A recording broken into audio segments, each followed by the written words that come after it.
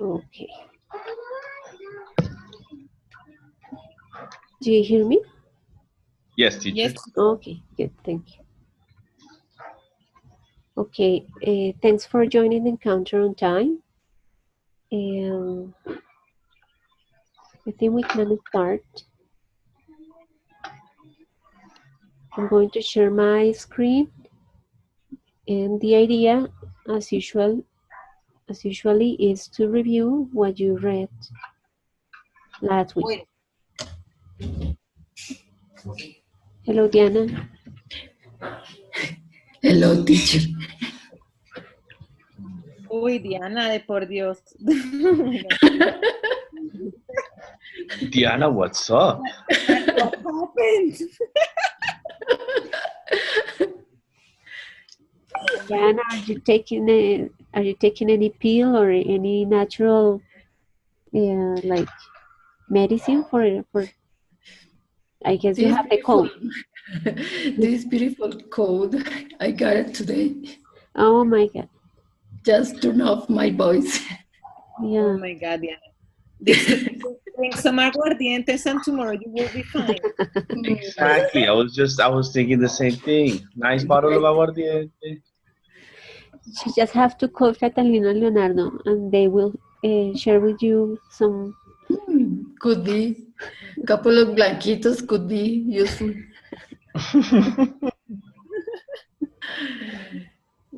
Yes, blanquito del valle. Good idea. It's pretty good. Yeah. Yeah, for the cold.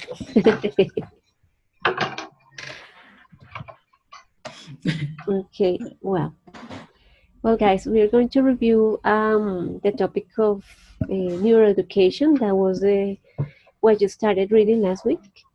And during the next 3 weeks, you will be reading about the same topic and the same problem. Okay. So to start, I would like you to tell me like the words that you associate with the concept of neuroeducation. What comes to your mind when you read that word, neuroeducation? The education in the brain. Yeah. What else? New methods. Okay. Any other word?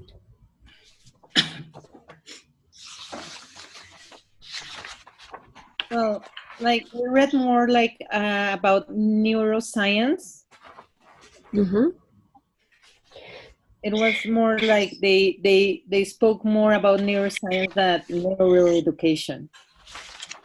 Okay, that's because neuroeducation emerged from neuroscience.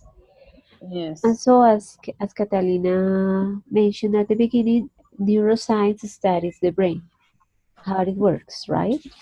Yeah, how does? Okay, no puedo. Well, you can type if you want. With my sexual voice. Yeah. Thank God you don't work in a call center. Could you repeat, please? Thank God Diana doesn't work in a call center. Yeah. Ah, thank God she's not with us. I don't want Yeah, thank God it's virtual. Yeah, I agree. Thank you, my dear. Far away, please. When you are a teacher for preschool students and you don't have your voice, that's the worst that can happen. Yeah, it's terrible. It's not necessary. I attend not in a call center, but I have a lot of students all day in my office. Yeah, so yeah, that's not gonna help you to get better like soon if you continue using your voice that often. Well, okay, let's continue with the topic. So we were saying that neuroeducation emerged from neuroscience as they study the brain. how do they study the brain? How does neuroscience study the brain? What do they use? What do scientists use?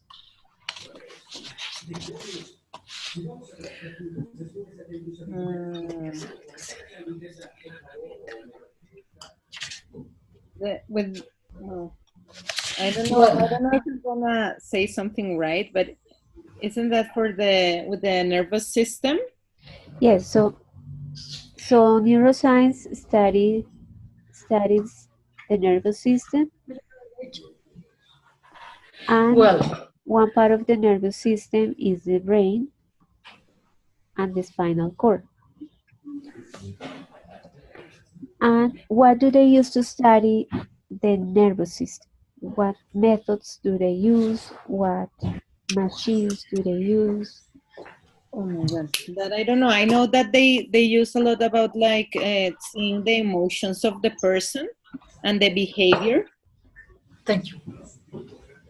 Yeah, I think it's like it's a way to understand how the learning process is produced in our when the child is growing up. yeah.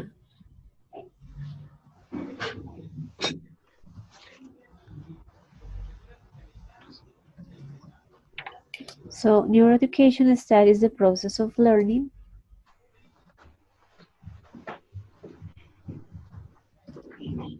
and its connection with the brain. Yeah. Does any of you remember the machines that neuroscientists use to The find? MRE, Yes, the CAT stand, I think it was CAT stand, TAC stand, something like that. scans. Yes. Uh-huh.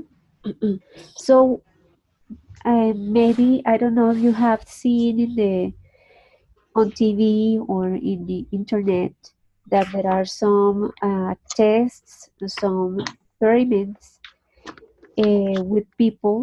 So they get into those scans, brain scans, and they are told or they are asked to think about, for example, music, or for example, to sing, or for example, to memorize some information. And so the scan is able to trace the parts of the brain that worked at the time the people in those experiments start doing the actions they are told. So, for example, when they are told to start singing, the scan is able to trace or to show in the computer the part of the brain that starts working when the person sings.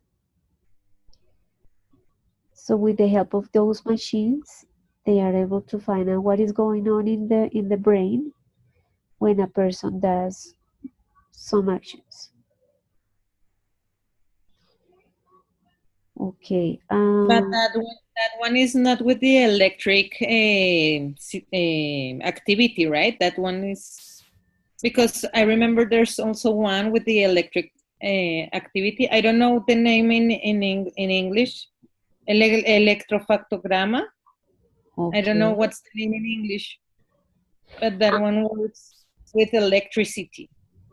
And how did it work? The person had some, let's say, wires La chupita. connected to the brain. Yes. Okay. Yes. They also use that, yes, to find out. Especially with the kids with special needs, for example, they use that a lot. Yeah, so they use it also when they need to find out if the person rests in the proper way at night. So when scientists want to find out if the person is having problems to sleep, they use Yeah. that. They use those wires. They connect those wires to the person's head, and they are able to trace the what happens in the brain, and they are able to transfer that to the computer. So that is also used. Uh, is also used to find out what happens when in the brain when the person is asked to learn something or to do an action related to education. So since emotions and behavior is studied also with those machines, what is the advantage or the connection, or how can we use that information uh, for teaching and for learning?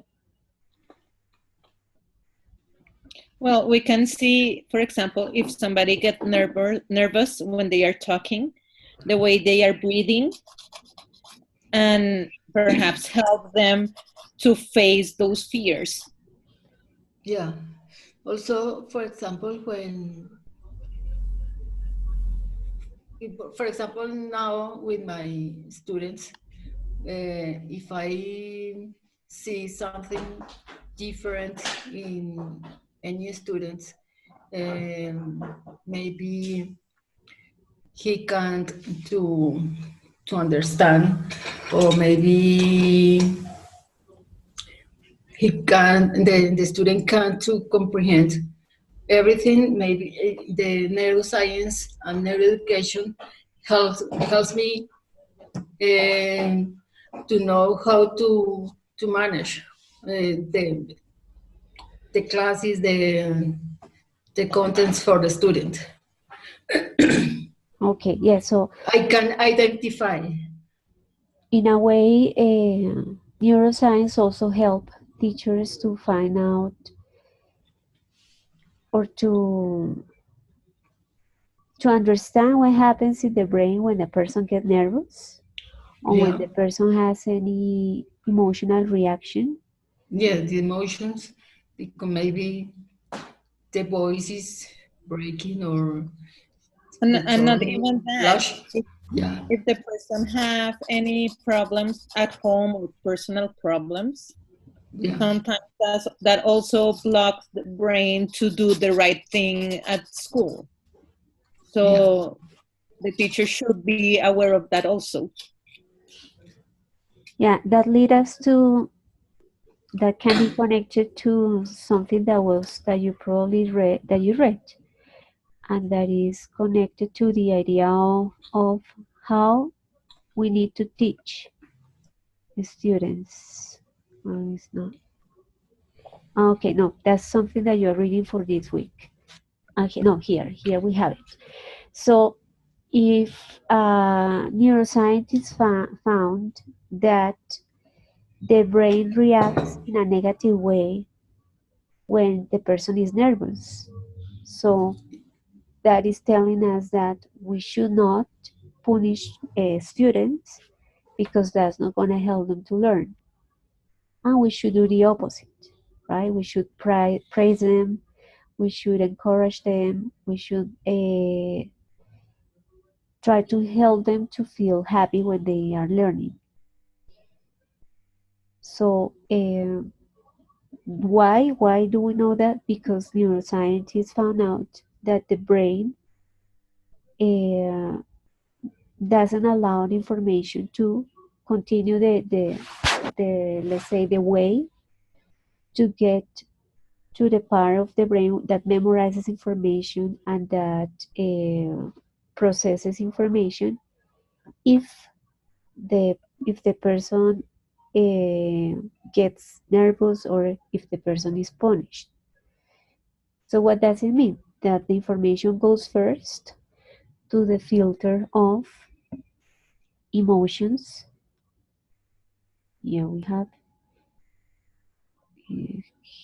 is here. Okay. So when we are teaching, all the information goes first to the a part of the brain that works with emotions. That is what we have here.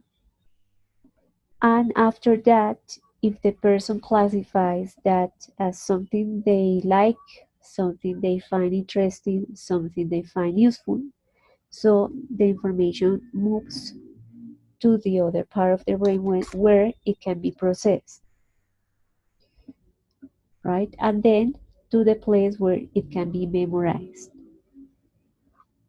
So if everything goes first to the emotional system, to the emotional part of the brain, we need to make sure that students feel at ease at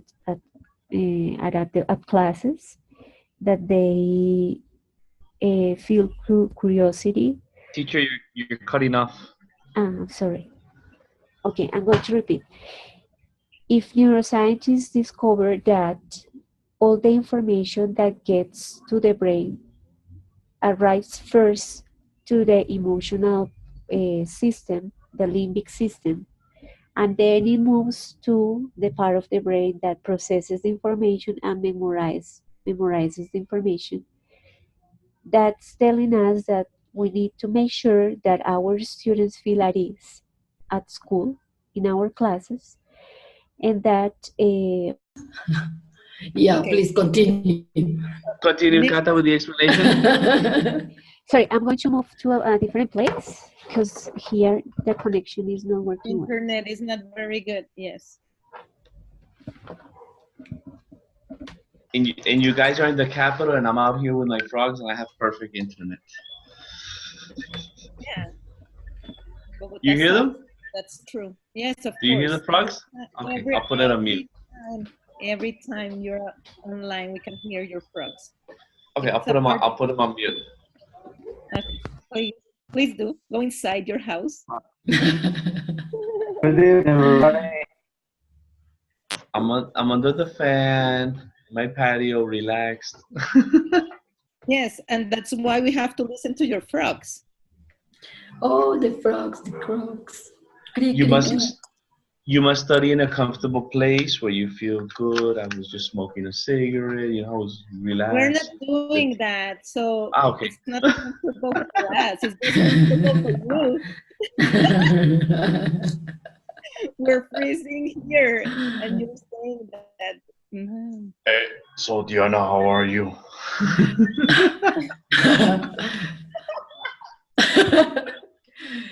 I'm very good. Oh my God, Diana. I'm so happy that this class is online. I'm so happy. Thank God, yeah, she would have infected all of us. I know. Teacher's back serious.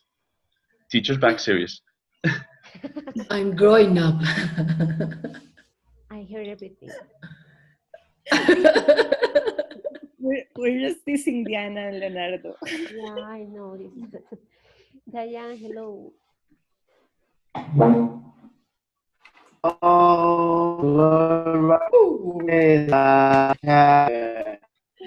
He's worse than me.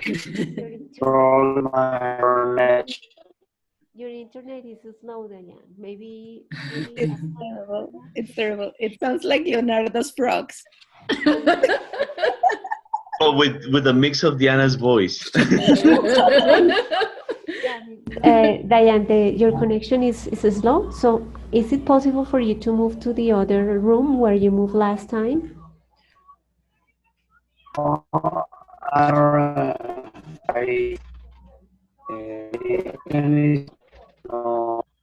We can't understand. Could you type? Sorry, Diane, to interrupt you. We can understand. Could you type? Could you type if you can move to the other place?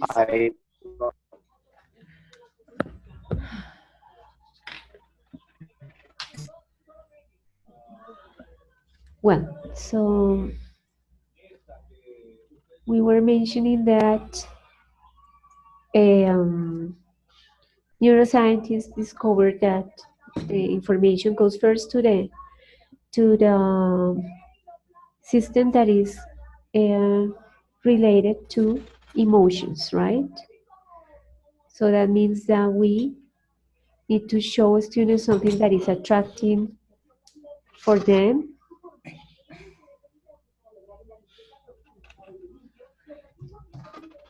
Um,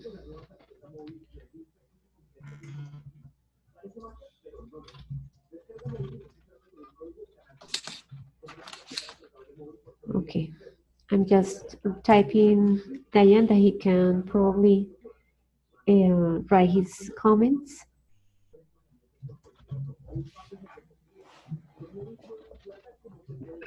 All right. Good. So the reading also mentioned some factors that influence on learning. What are those factors? Do you guys remember?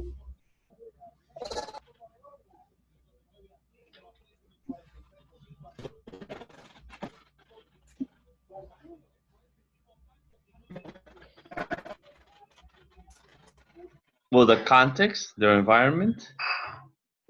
Yes, the environment. The mental. But I mean, what exactly does it mean? Because well, the environment, the influence of the environment is, for example, that if we compare students from a private school to students from a public school, so we might say that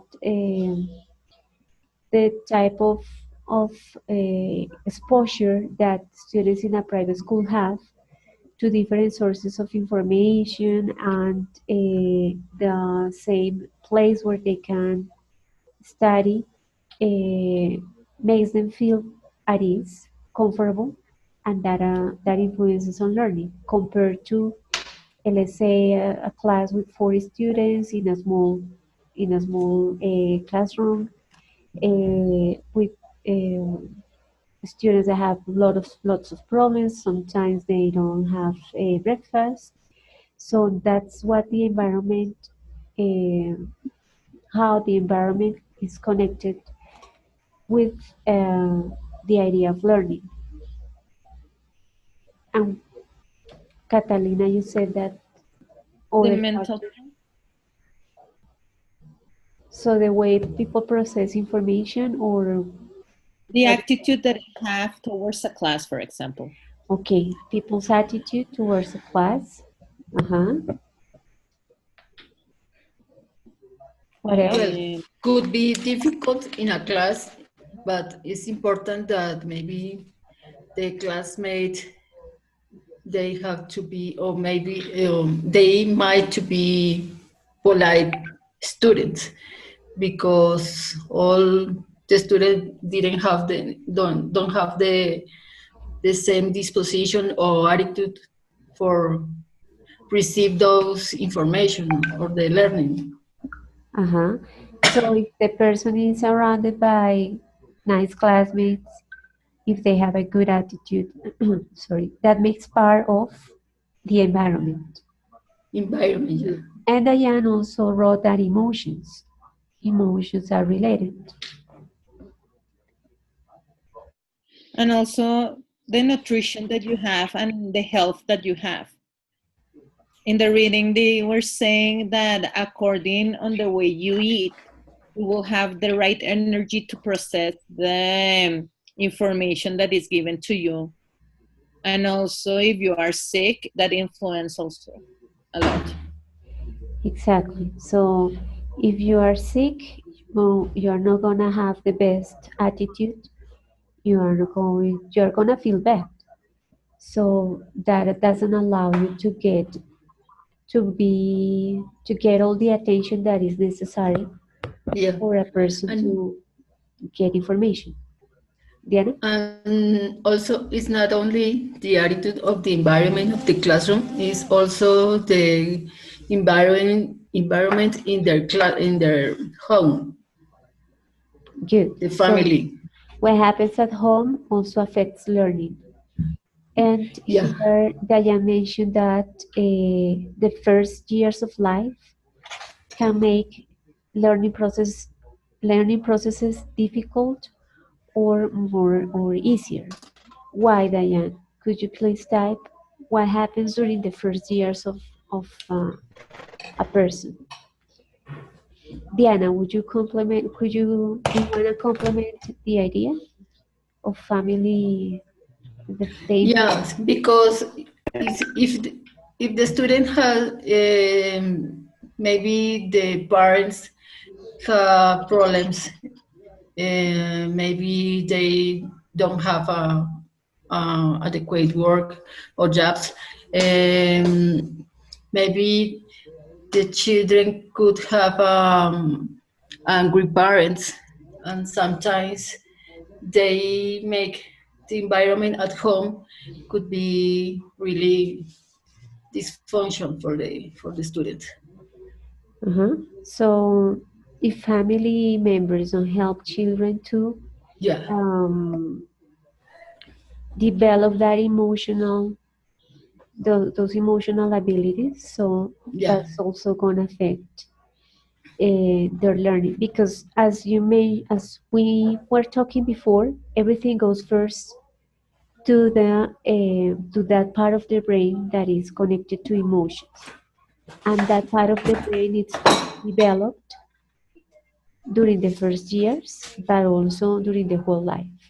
So if that part of the brain is not developed properly, then learning is going to be affected. Everything goes first to that part of the brain, everything we want to learn. Diane wrote, genetic factors influence learning, but apart from this, the environment around the child generates brain changes from the birth. Factors such as smoking environment can limit learning response and diminish sensory capacity, which in later years can affect brain abilities in school age. Right, so when we are children, when we are born until we are 2 years old, we have a very fast process of development of the brain. And if the baby doesn't develop the brain properly during those first 2 years, then it's gonna have consequences. That's gonna have consequences on the learning that is gonna happen later. As Diane wrote, smoking or if the baby is surrounded of a smoking environment, that's gonna diminish his attention later on. That's gonna affect that part of the attention. And what happens with synapses? What's that about? And connected to the development of the brain during the first years of life, during the first 2 years. Do you guys remember?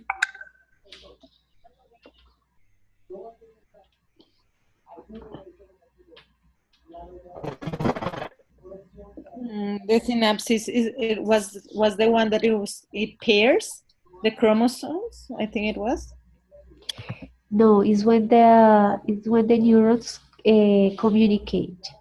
So when they communicate, you can see that there is a net, and if we have more nets in our brain, we develop more areas.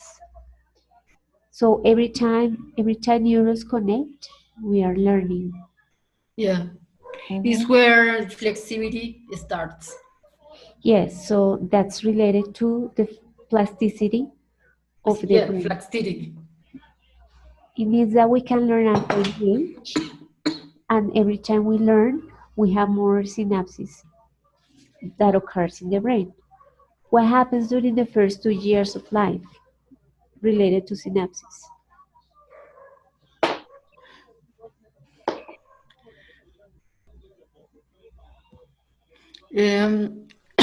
Is when the brain has the total capacity to receive all the new information that the child is receiving.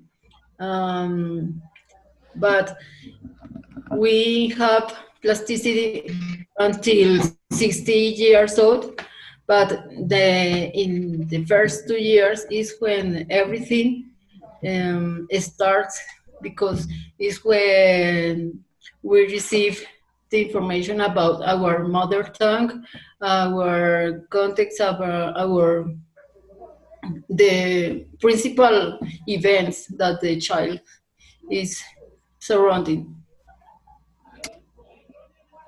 Okay, it's when more synapses occur, more than in any other period of life. Yeah.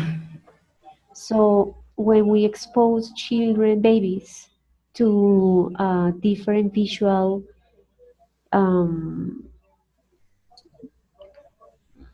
to visual when we expose children, babies, to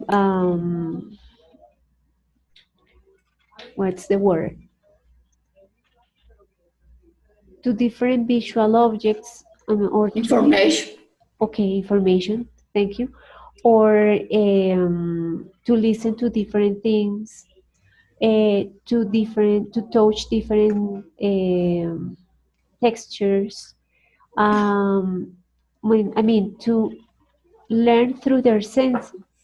So that's gonna help those babies to develop more synapses. For nature, we do that. That process is is done in the majority of the majority of synapses is done during the first 2 years by nature. So if we expose those babies to that information through the senses, through all the senses, more synapses are going to occur. If the baby, for example, is not exposed to light, to colors during the first months, that's going to affect their vision for the whole life. So that's the connection that we have with the first 2 years of life, and that's why that's very important. Those 2 first years to help children develop more synapses and more parts of the brain. It doesn't mean that we cannot learn later on in life. We all know that we can learn, but the number of synapses are less compared to the first 2 years of life. Okay, so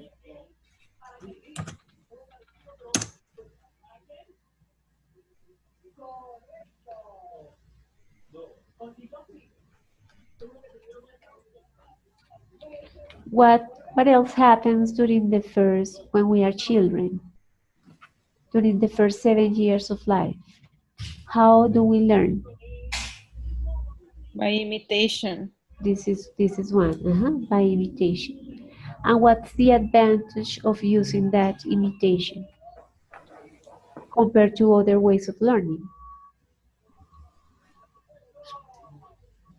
Your brain stores more the movement and the things that you're imitating.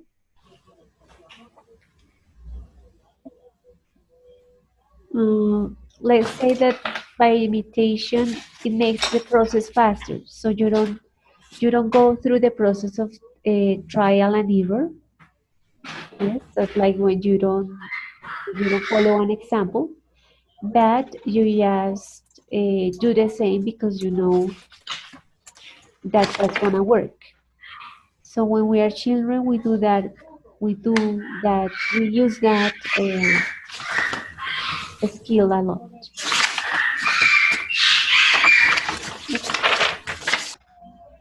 What other skills do we use when we are children in order to learn?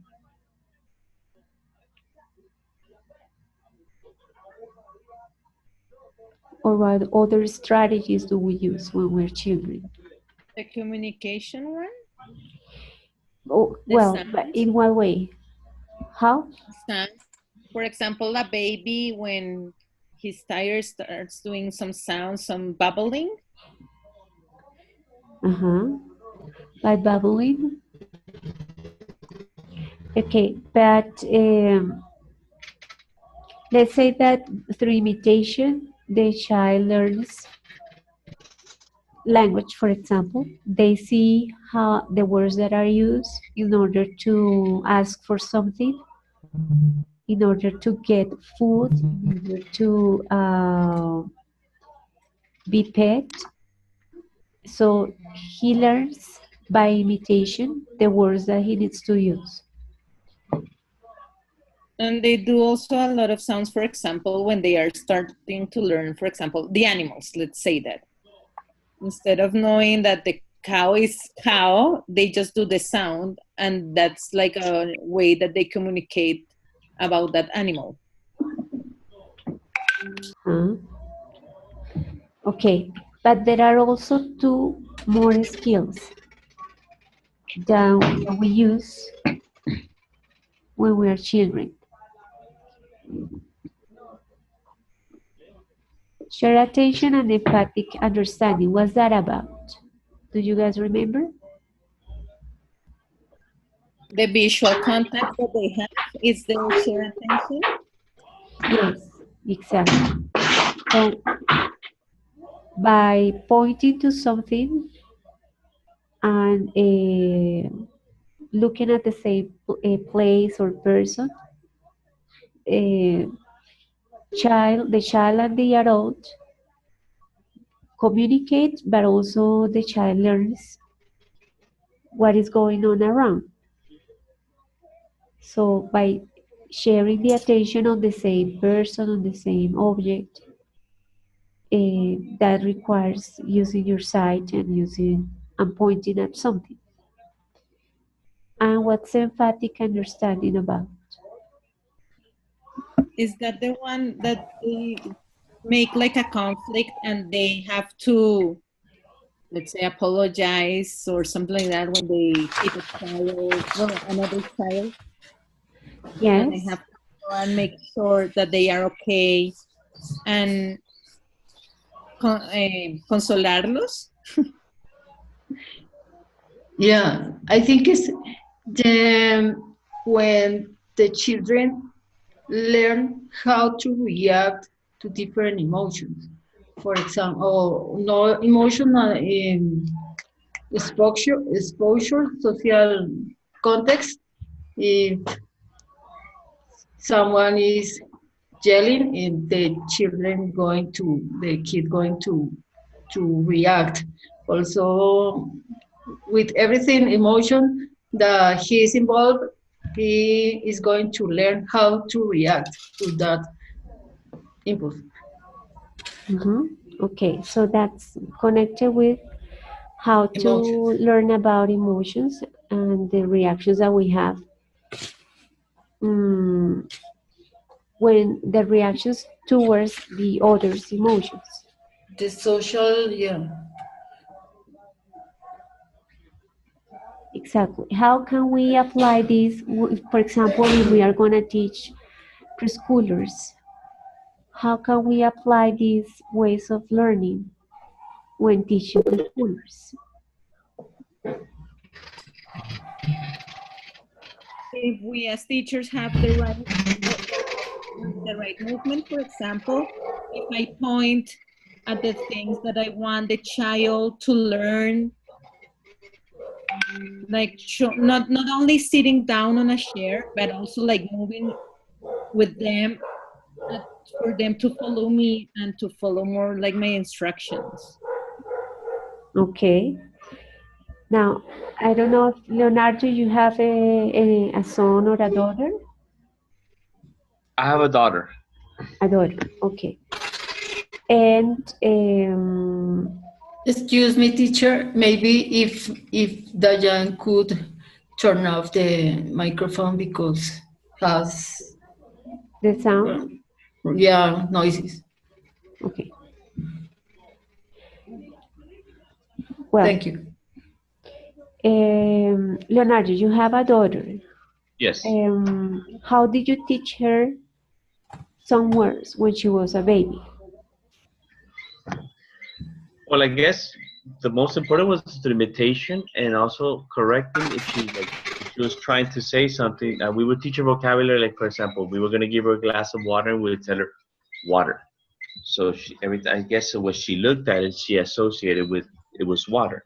The same thing with the things, with the toys, the doll, the pacifier. So and she, the the diaper. So she, I guess through that part, she learned a lot of vocabulary. Mm. Yeah. Okay. Yes, by showing them the thing that you want them to learn. Yeah, because for example, I know it's typical, I guess, from grandparents and here very Hispanic, that they don't call it water, they call it la agüita, or they give it another name, and then the kid comes out to society, he doesn't know how to say Oh, water. that's terrible. That's That's called the terrible. agugu. I Yeah. hate that. So we spoke to her very clear from always. We never, no, none of those the bebecita, no, no. Luciana, she's a baby. We gave her love, but it wasn't none of those words that I hated. Yeah. Yeah, I had the same problem with the nanny, with my son, because sometimes she talked with, we say, a media lengua, Mhm. and I was really angry because, no, he's a baby. He can understand. So speak well. She get mad with me. Well, I ask you guys that because when you're teaching English or any other foreign language to preschoolers, you need to do the same. So you Yeah. cannot explain grammar to children because they are not going to understand that. So they are going to imitate your sounds. They are going to imitate, let's say, the sounds that they listen in the songs, in the chants, in the videos that you show them. And they are going to, they are going to need the visual aids. So, Mhm. because if you show them that, for example, in the picture, that what the man is wearing is a shirt, so if every time they see something very similar, they are gonna say that that's a shirt. Yes. So if they see something that is not similar to what the first picture that you showed them, they are gonna say that that's not a shirt, or they are not gonna recognize it. So it's because they are learning. They are just learning everything that is around them. So if you tell them that that's as Leonardo mentioned, that's a glass of water. So you need to show it using reality or pictures, and every time they see something similar, they are gonna say that that's the glass of water. If you show them that the glass has a hand, so they are gonna get confused, and you need to tell them that glasses also can have a hand for you to take it. So everything for them is very visual, and they are not going to understand anything that is abstract. No explanations about grammar, no explanations that about something they cannot see. So that's like important for you to know about children, preschoolers, and until they are like 7 years old. Okay. Um, But teacher, let me ask you a question. But that also can work with older kids, because if you show them, this is the pencil and you have it in your hands, couldn't they also learn with that? Even though I imagine the process is different, but It, yeah, no, it's like a picture dictionaries. it's different. For example, me that I have two boys. My oldest son is the one that teaches my youngest son, and my youngest does everything that the oldest does. Everything. It's like a photocopy.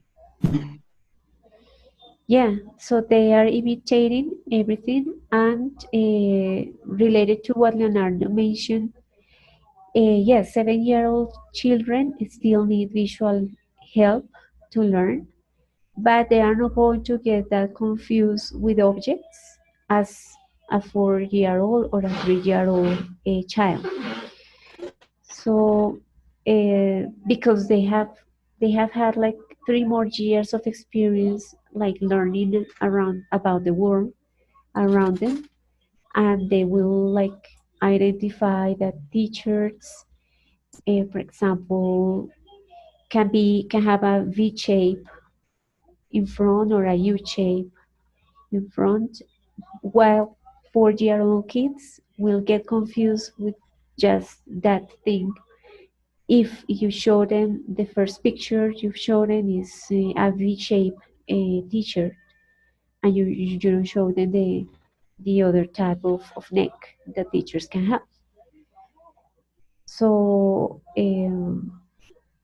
just for you to like to have in mind when teaching children. So for example, teaching them what a chair is. So if you show them an armchair, so uh, and you have like choose from these 4 pictures the one that is not a chair, and you show them a chair without arms, an armchair, and a sofa. So they might, if you don't teach them that that's an armchair, they might choose the armchair and the sofa as the ones that are not related to the word chair. So since they are just learning everything that is around, we need to be very specific to them, to 3, 4, 5, and 6-year-old children. Regarding the specificities of the objects that we show them connected to the words.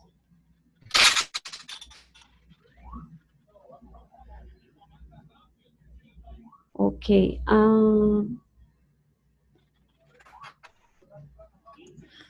So we already talked about synapses and brain plasticity, and we talk about characteristics of methods. So what are your conclusions about so far when we reviewed in this encounter about the information that neuroscience and neuroeducation um, gives teachers in order for us to have in mind when teaching and learning?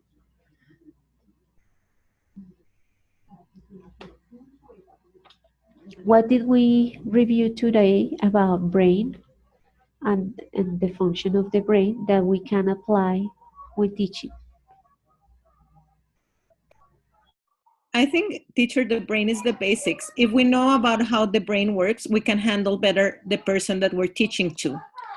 Like you said before, if the person get nervous, if they don't have the right attitude or some problems at home, so we can be more patient with them and try to focus them on something more easier, or giving some like better tools for a better learning.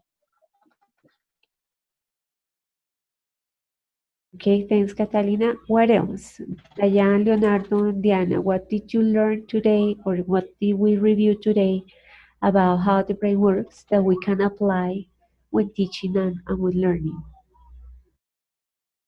Well, I believe that we have to continue basically exploring that these methods function, and that like for example the imitation, the pictures, the correct I guess correct correction, you know, of words will help students learn.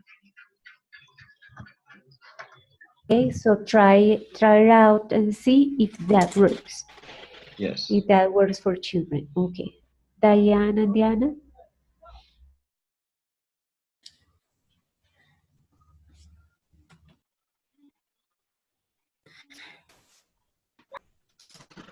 Well, I think it's important well, memory and memorization is really important, but it's not the only right way to give the information for the students.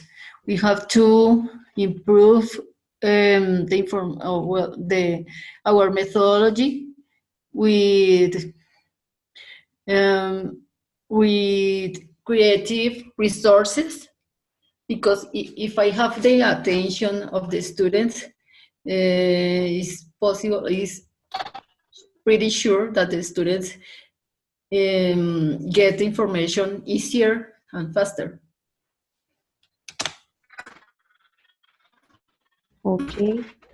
So you mentioned the idea of when we learn something by heart, when we try to memorize information, we could have probably students to repeat words that have no meaning for them and that will be in their short-term memory just for the class.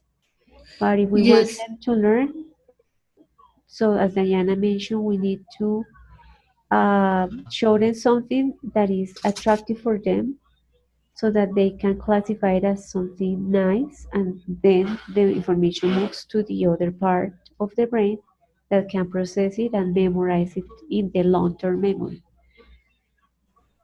Teacher, I think that's a problem that we have here in Colombia with the term of evaluation. The person only studies to have like a good grade, but they are not focusing on how, like, what they are learning. Like, I just memorize, get a good grade, and forget about that subject, but I don't care about something else. So I think it's also the system that we have that doesn't allow very well the student to learn in an easier way, but just like the memorization. Yes, right. So if we focus on having the students memorize information without having them think about how to use that, so they are just going to memorize the information for the test.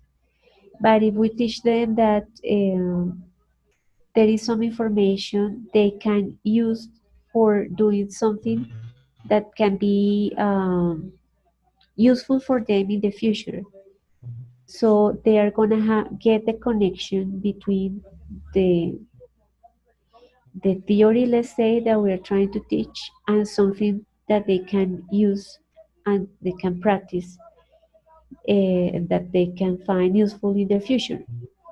If there is no that connection, I mean, if the person, as what we see here on the screen, if the person doesn't find the information interesting or useful, is not gonna learn it. If children, in case of children, don't find that the information is attractive and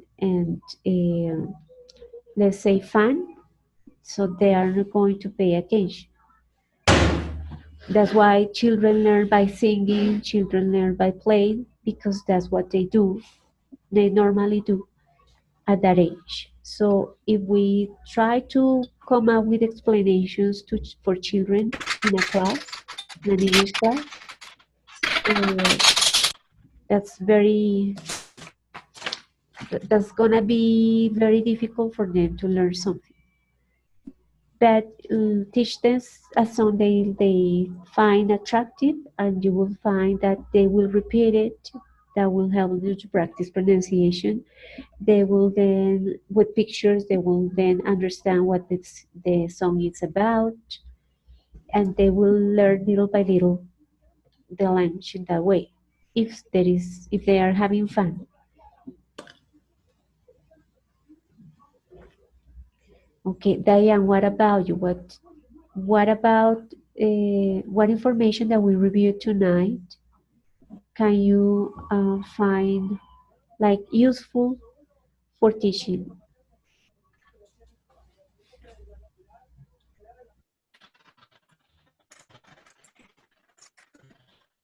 Teacher, sorry, I interrupt you. I have another class right now. Is it okay that I disconnect myself at this moment?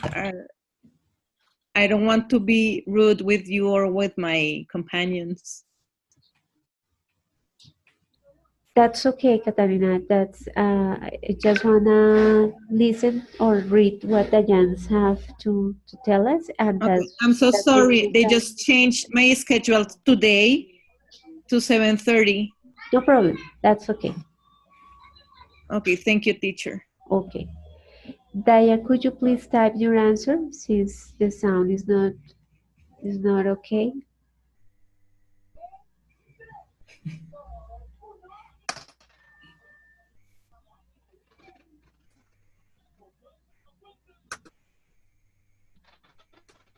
Okay, so Diane wrote neuroeducation helps us to understand the way the brain learns.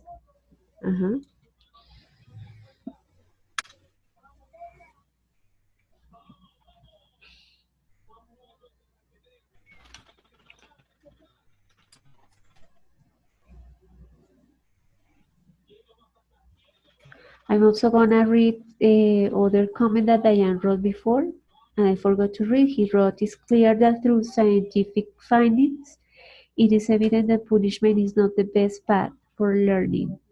Instead, joy is a good path, and its influence is known at the brain level. Knowledge is important, but true teaching goes beyond knowledge, is deeper, and considers emotions and changes in the person who learns." Okay.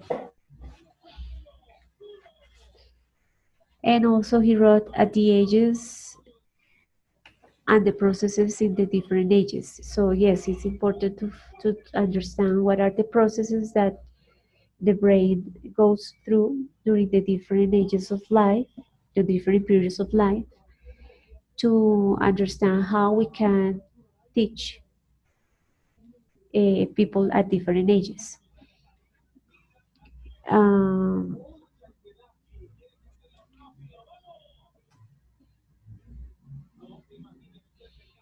Well, does any of you have any comments before we finish or any question? No, teacher. No, teacher, it's okay. Okay, so Alejandra, I'm going to upload this video. So if you want, you can review it. And that's all. That's all for tonight. Thank you all for your participation. Thank you, teacher. Sorry. Don't worry. Thank you, teacher. Okay, Thank you, thank teacher. Have a good night. Bye, guys. Bye-bye. everybody. Bye-bye.